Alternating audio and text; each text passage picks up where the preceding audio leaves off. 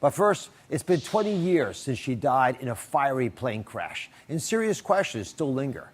Was she drugged before she got on that doomed flight? On August 25, 2001, the world stood still when R&B Princess Aaliyah was killed in a horrific plane crash at just 22 years old. For over 2 decades, the media fed us the same story. It was just a tragic, unpreventable accident. But 25 years later, unsealed documents and deathbed confessions have finally shattered that lie. The agonizing truth is, Aaliyah never wanted to get on that plane. She was terrified. She hid in the back of a taxi, crying, begging to stay. But instead of saving her, they handed her a mysterious pill. A dark, unseen force forced her into that flying coffin while she was completely unconscious. Who pushed a superstar at the absolute peak of her life into a death trap just to save a few dollars in a couple of hours? Today, we are exposing the monstrous reality behind the Hollywood curtain and the devastating final moments of a beautiful soul taken way too soon. Subscribe to Black Icons right now, because the truth you're about to hear will change everything. Chapter 1. The entertainment industry's flying coffin. To understand the sheer magnitude of the tragedy that unfolded on August 25, 2001, we first have to look at who Aaliyah was at that exact moment in time. She wasn't just another R&B singer on the charts, she was a cultural phenomenon, a generational icon moving at supersonic speed toward global superstardom. At just 22 years old, Aaliyah Dana Houghton possessed an effortless, ethereal cool that the music industry had never seen before. With her signature swooping hair covering one eye, her baggy pants paired with crop tops, and a vocal style that was silky, precise, and completely unique, she didn't just follow trends, she set them. By the summer of 2001, she was unstoppable. She had just released her self-titled third album, Aaliyah, which was being hailed as a masterpiece. Hollywood had fully opened its doors to her too. She had already starred alongside Jet Li in the box office hit Romeo Must Die. She had just finished filming her role as the vampire queen Akasha in Queen of the Damned, and she was already cast in the highly anticipated sequels to The Matrix. She was operating at the absolute peak of her creative powers. In mid-August, her schedule was grueling, but her spirits were high. The next milestone on her checklist was filming the music video for her next single, Rock the Boat, a sultry tropical track that demanded a paradise backdrop. The destination chosen by her label, Virgin Records, and her management team was the breathtaking, sun-drenched Marsh Harbor on Abaco Island in the Bahamas. For a few beautiful days, the island was alive with creativity. Picture it. Aaliyah, surrounded by dancers on a pristine white catamaran, smiling under the Caribbean sun, dancing against the backdrop of turquoise waters. The energy was electric. Everyone on set could feel it. They were capturing lightning in a bottle. Aaliyah was tired from her relentless schedule, but she pushed through with her trademark grace and professionalism, wrapping up the shoot a whole day ahead of schedule. She was exhausted, homesick, and desperately wanted to get back to the United States to see her boyfriend, music mogul Damon Dash. But as the cameras stopped rolling on that beautiful Bahamian beach, a chain reaction of fatal, money-saving human errors was already triggered behind the scenes. The paradise they were standing in was about to become a trap. The nightmare began with a classic corporate bait and switch. When you are dealing with a multi-million-dollar superstar, her safety should be backed by ironclad logistics. Initially, a massive twin-engine aircraft had been chartered to fly Aaliyah, her entourage, and their heavy video equipment safely back to Miami. That was the plan. But on Saturday, August 25th, that original plane failed to arrive on time. Instead of waiting for a safe, verified flight or forcing the label to spend extra money to book a proper secondary charter, the production's ground coordinators and the flight broker panicked. They wanted to stick to the schedule, and more importantly, they wanted to save $1. Enter Blackhawk International Airways, a shady, unrated charter service operating completely outside the boundaries of standard aviation safety. Instead of the spacious aircraft Aaliyah's team expected, a tiny twin-propeller Cessna 402B taxied onto the runway at Marsh Harbor. When the entourage saw the plane, their hearts sank. The Cessna 402B is a light aircraft. It looks like a tin can with wings. It is meant for light travel, short distances, and minimal luggage. It was completely, utterly inadequate for what was about to happen next. Now, visualize the scene at the Marsh Harbor Airport. It is a hot, humid Saturday afternoon. The sun is beating down on the tarmac. Aaliyah's team arrives with a mountain of baggage. We are talking heavy-duty Pelican cases filled with expensive camera gear, luggage from 9 adult passengers, audio equipment, and personal belongings. The Cessna 402B has a strict, unyielding mathematical limit. It is certified to carry a maximum of 7 or 8 passengers under perfect, lightweight conditions. But on this day, the coordinators pushed 9 people toward the aircraft. Aaliyah, her video director Hype Williams' bodyguard, her hair and makeup stylists, her security detail, and her close friends. As the baggage handlers began tossing these heavy crates into the small cargo nose and rear compartments of the plane, the math already spelled death. The aircraft was severely, criminally overloaded. Official forensic investigators would later calculate that the plane was over its maximum weight limit by a staggering 700 pounds, roughly 320 kilograms. But it wasn't just the weight, it was the distribution. In aviation, the center of gravity is everything. If a plane is back-heavy, its nose will pitch up uncontrollably, causing an aerodynamic stall from which recovery is impossible. The crew didn't care about physics. They just kept shoving bags into the back, turning the tail of the plane into a ticking time bomb. What makes this part of the story so agonizing is that the tragedy was predicted out loud, multiple times, by the local people on the ground. The local Bahamian taxi drivers who had driven the crew to the airport stood on the tarmac, watching the luggage pile up. They looked at the tiny plane, looked at the mountain of gear, and openly shook their heads. They told the crew, point blank, "This plane cannot carry this weight. It is too heavy." Even the airport baggage handlers and the gate agents stepped forward, practically begging the coordinators to leave some of the equipment behind. They warned them that the plane would not be able to clear the trees at the end of the runway. But the response from the record label executives and the entourage management was cold, arrogant, and dismissive. They didn't want to hear about safety, they cared about their itinerary. The mindset was clear.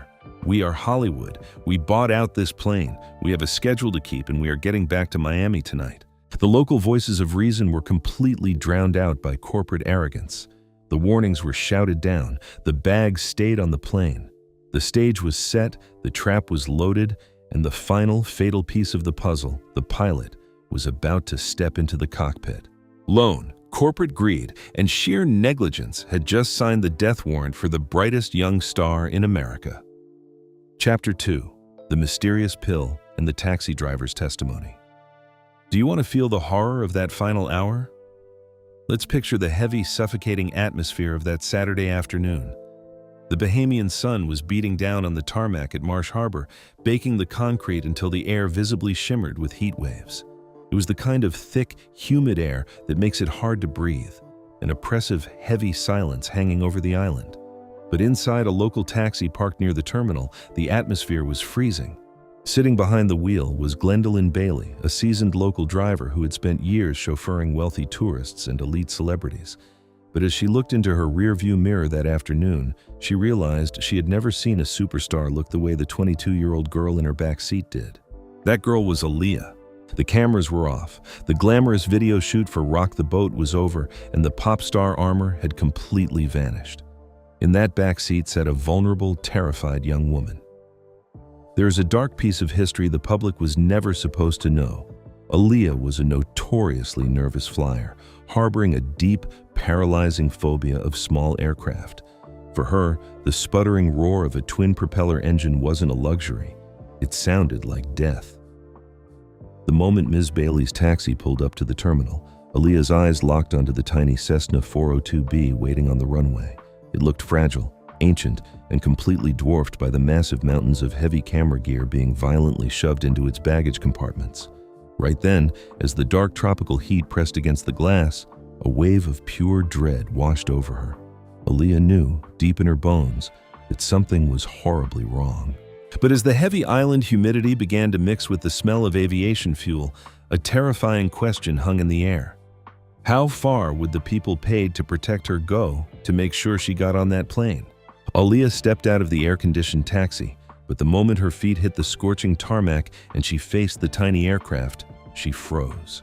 Fear instantly hardened into absolute defiance. She looked directly at her management team and her record label executives, her voice shaking but firm. "No, I am not getting on that plane. It is too small and it is too heavy." A fierce, ugly argument erupted right there under the blazing Caribbean sun. On one side stood a 22-year-old woman using every ounce of her fragile power to fight for her life. On the other side stood a wall of men in suits and heavy security details. They were staring at their watches, recalculating profit margins, and complaining about the massive fines for missing their late-night meetings in Miami. They didn't see a human being paralyzed by fear. They saw a multi-million-dollar asset delaying their schedule. Defying them all, Aaliyah turned her back on the aircraft. She walked straight back to Ms. Bailey's taxi, yanked the door open, slammed it shut, and rolled up the windows, cutting herself off from the sweltering heat and the shouting outside. She curled her small body into a tight fetal position on the back seat, burying her face in her hands as her shoulders shook with violent sobs. Ms. Bailey, who would later break her 20-year silence to tell this exact story to biographer Kathy Iandoli, watched in heartbreak as the young star wept, complaining of a blinding, stress-induced headache. Aaliyah begged to cancel the flight, pleading to stay on the island for just one more night until a safe commercial aircraft could be found. The taxi had become her final fortress, her only sanctuary against a ruthless industry. But outside, the relentless tropical sun kept burning, and on the tarmac, a sinister plot was being hatched to breach her only safe haven. When corporate pressure failed, and Aaliyah's stubborn survival instinct became an expensive inconvenience to the record label, her entourage resorted to a chilling, chemical solution. The taxi door was suddenly pulled open from the outside, letting the heavy, hot air rush back into the cabin. A member of Aaliyah's inner circle stepped inside. The aggressive shouting stopped. His voice became smooth, comforting, and manipulative. He leaned over her, feigning deep concern, and handed her two things: a mysterious, unmarked white pill and a glass of water. He whispered to her that it would cure her headache, that she should just sleep for a little while, and by the time she opened her eyes, she would be safe at home in Miami. Exhausted, dehydrated from the blistering heat, and completely worn down by the psychological manipulation, Aaliyah trusted him. She took the pill and swallowed it. And with that single swallow, the trap was officially sprung. Within mere minutes, the drug tore through her system with terrifying speed. This wasn't a mild sedative to calm her nerves.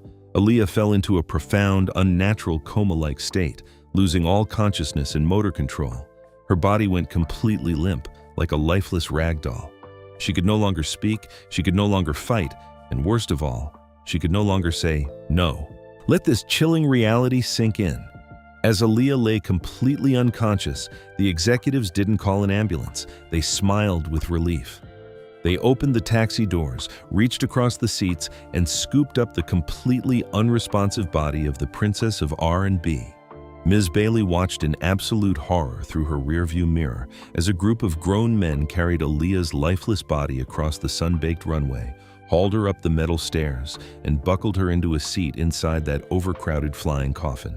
As the plane door clicked shut, sealing her inside with 9 people and an extra 700 pounds of crushing weight, the weather outside took a bizarre, ominous turn. The Cessna's twin engines cranked to life, coughing out thick clouds of black smoke that choked the humid afternoon air. The light aircraft began to violently shudder under a weight it was never engineered to carry. And right there, in the final seconds before the plane began to taxi, the sky gave one last horrifying warning. Out of nowhere, the bright Caribbean sun was blotted out by a sudden, unnatural flash storm. Dark, heavy rain clouds rolled over the airport, and the wind began to howl against the metal hull of the plane. Witnesses on the ground watched in shock as a massive seabird, fighting against the sudden gale, flew directly into the plane's propeller, its body instantly tearing apart. It was a brutal omen splattered across the machinery of death. Inside the cabin, the heavy smell of ozone from the storm mixed with the suffocating scent of cheap liquor and cocaine oozing from the pores of the pilot. But Aaliyah knew none of this. Her head was slumped against the window, her eyes closed, trapped in a deep, drug-induced darkness while the engines roared to life.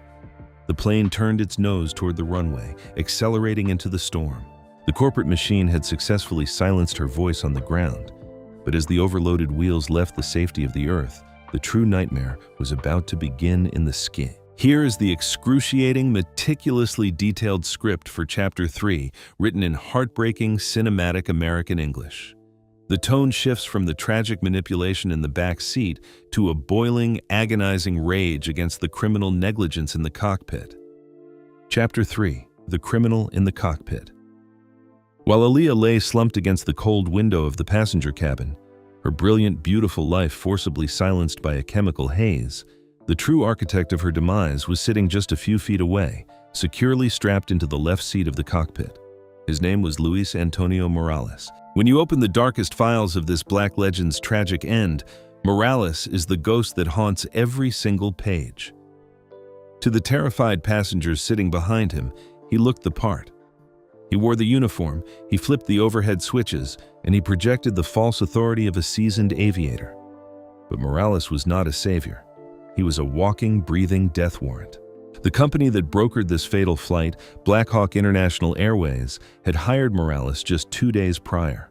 They were so desperate to cut costs, so utterly blinded by corporate greed, that they didn't even conduct a basic background check.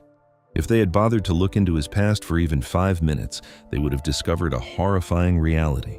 Luis Antonio Morales was a fraud. He was not legally certified to fly a twin-engine Cessna 402B. He had brazenly falsified his flight hours, lying directly to the Federal Aviation Administration, FAA, to secure a job he had absolutely no business holding. He was a phantom pilot, a man with a forged resume and zero practical experience in handling a multi-engine aircraft under severe duress. He had never been trained to recover an aircraft from a catastrophic weight imbalance. Putting Morales behind the yoke of that overloaded plane was the equivalent of handing a loaded revolver to a blindfolded man in a crowded room. But the lack of a license wasn't the detail that would eventually break the hearts of millions of fans around the world.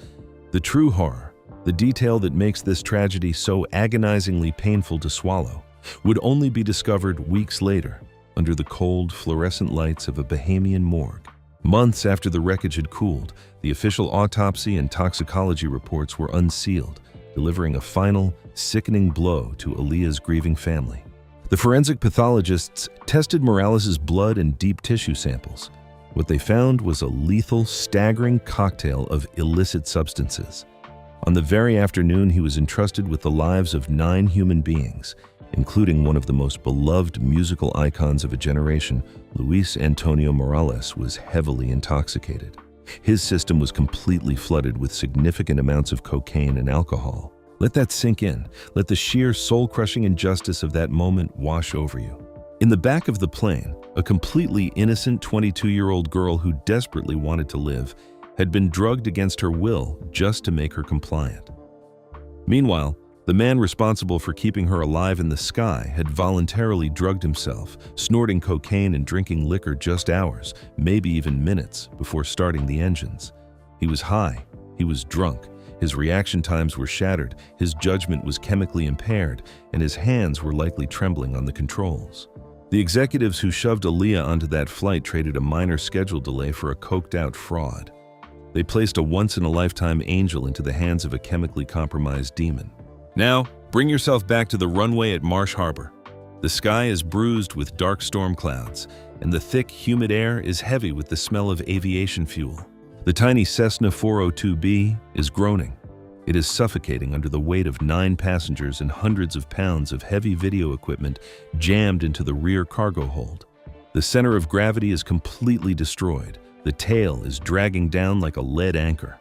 Morales, sweating and impaired, pushes the throttles all the way forward. The twin engines scream in absolute agony, protesting the impossible physics they are being forced to overcome. The plane begins to roll down the cracked concrete, but it's sluggish. It's entirely too heavy. The wheels are practically glued to the earth. Usually, an aircraft this size should feel light, eager to leap into the sky, but this plane is fighting for every single inch. The end of the runway is rapidly approaching. The local baggage handlers and taxi drivers, standing on the edge of the tarmac, watch in breathless terror. They can hear the engine sputtering, struggling to ingest enough air. They see the nose of the plane bouncing erratically. Morales is pulling desperately on the yoke, his drug-addled brain failing to comprehend that the machine beneath him is already mathematically doomed. With merely yards of runway left, the Cessna violently rips itself from the ground. It clears the tarmac, but the victory is a fatal illusion. Because of the massive amount of heavy equipment illegally shoved into the back of the plane, the tail is violently heavy. As soon as the wheels leave the earth, physics demands its cruel payment. The nose of the aircraft pitches upward at a terrifying, unnatural angle. Morales panics. His impaired reflexes are utterly useless. He tries to force the nose down, but the plane is already locked in a deadly aerodynamic stall. The wings lose all their lift. The roaring engines suddenly choke, giving way to a sickening, heart-stopping silence as the aircraft hangs suspended in the sky. They had only reached an altitude of 60 to 100 feet, barely higher than the trees surrounding the airport. They were airborne for less than 60 seconds, one single minute of flight. In the back, Aaliyah never opened her eyes. The chemical sleep protected her from the terror of the final plunge. She didn't hear the stall warning blaring in the cockpit, and she didn't feel the horrifying sensation of weightlessness as the heavy aircraft dropped from the sky like a stone. The Cessna plummeted, nosediving violently into a swampy patch of dense brush just 200 feet past the end of the runway. The impact was deafening, catastrophic, and final. The aircraft exploded into a twisted wreckage of burning metal and shattered dreams. In the blink of an eye, the music stopped. The shining light of an era was violently extinguished in the dirt, all because of an industry that valued a cheap, illegal charter over the priceless, irreplaceable life of a legend. Dưới đây là kịch bản chi tiết cho chương 4, được viết hoàn toàn bằng tiếng Anh Mỹ tiếp nối mạch cảm xúc của các phần trước. Điểm nhấn của chương này là sự phẫn nộ tột cùng, những lời bình luận sắc bén, cái nghiệt nhằm thắng vào sự thối nát của ngành công nghiệp âm nhạc, đúng theo phong cách điều tra nói chuyện trực tiếp với khán giả của kênh Black Legend Files. Chapter 4. The Legal Battle in the Silence, Bought with Blood Money. When the dust settled and the smoke cleared over that horrific crash site in the Bahamian swamp, the immediate aftermath revealed a heartbreaking contrast: the pure, agonizing loyalty of Aaliyah's team on the ground versus the cold, calculated panic of the executives back in their air-conditioned offices. Not everyone died on impact. Amidst the twisted, burning metal of the Cessna 402B, there was one man who fought with superhuman strength to stay alive: Aaliyah's bodyguard, Scott Gallen. Scott was a massive, incredibly strong man who had dedicated his life to protecting her. When first responders finally waded through the thick brush to reach the wreckage, Scott was bleeding heavily, suffering from catastrophic internal injuries. But as the paramedics desperately tried to keep him conscious, Scott didn't ask about his own life. He didn't ask for painkillers. According to the rescue workers, with his final agonizing breaths, Scott Gallen was screaming, "Where is Aaliyah? How is Aaliyah? Is she okay?" Even as he was dying in the dirt, his only instinct was to protect her. He succumbed to his injuries shortly after, leaving behind a legacy of absolute devotion. But I want you to contrast Scott's final, selfless moments with what the music executives were doing right at that exact second. While Scott bled out in the mud, the power players at Virgin Records and Blackground Records weren't mourning. They were calling their lawyers.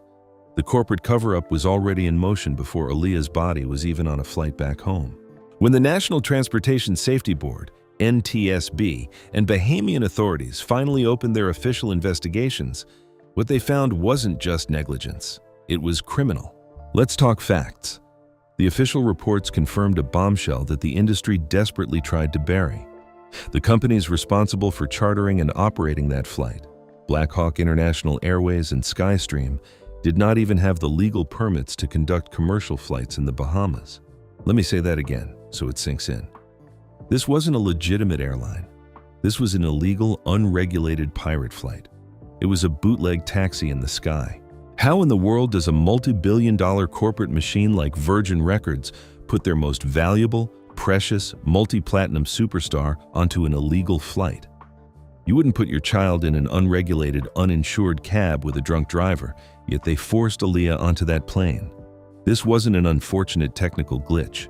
It was gross, willful endangerment. The executives who prioritized a tight schedule over a human life essentially acted as corporate assassins. They loaded the gun, handed it to a drugged-out pilot, and walked away with clean hands. As the shock wore off, the grief of the families turned into a burning demand for justice. Aaliyah's devastated parents, Diane and Michael Houghton, alongside the families of Scott Gallen and the other victims, did the only thing they could. They filed massive wrongful death lawsuits. They sued Virgin Records. They sued Blackground Records. They sued the flight brokers. They dragged every single entity involved in that catastrophic music video shoot into the legal crosshairs. For a brief moment in time, it felt like the truth was going to win. The world thought we were finally going to get a very public, very explosive trial. We thought the executives would be forced to take the stand under oath. We thought the public would finally hear the agonizing testimony of the taxi driver, Ms. Bailey. We thought the world would finally know about the mysterious white pill, the forced boarding, and the unbelievable greed that caused the death of a 22-year-old angel. Instead of a public trial that would expose the dark, rotting core of the entertainment industry, the labels deployed their ultimate weapon, blood money. In 2003, before the terrifying details could be fully paraded in front of a jury and the global media, out-of-court settlements were reached. The corporate giants wrote massive multi-million-dollar checks to make the problem go away. But those checks came with a catch, a sickening, suffocating catch. Every single settlement was bound by ironclad non-disclosure agreements, NDAs. A permanent legally binding gag order was placed on the testimonies, the evidence, and the specific terms of the settlement. The truth was gathered up, locked in a corporate vault, and the key was thrown away. This is why you are only hearing the full extent of this horror now, 25 years later. The public was fed a sanitized, PR-approved lie. For over 2 decades, if you searched for Aaliyah's death, the media regurgitated the same sterile narrative. It was a tragic weather incident. It was a technical failure. It was a sad aviation accident. It makes you absolutely sick to your stomach, doesn't it? As a fan, as a human being, it boils your blood. They bought their innocence. They paid millions to sweep the horrific reality of that day under the rug, hoping that time would erase the memory of what they did to her. They looked at a brilliant, beautiful young woman who was destined to change the world, and they treated her like damaged inventory. When the inventory broke due to their own criminal negligence, they simply paid the insurance claim and moved on to the next artist. But they forgot one crucial thing. They forgot that the truth is like water. Eventually, it breaks through the dam.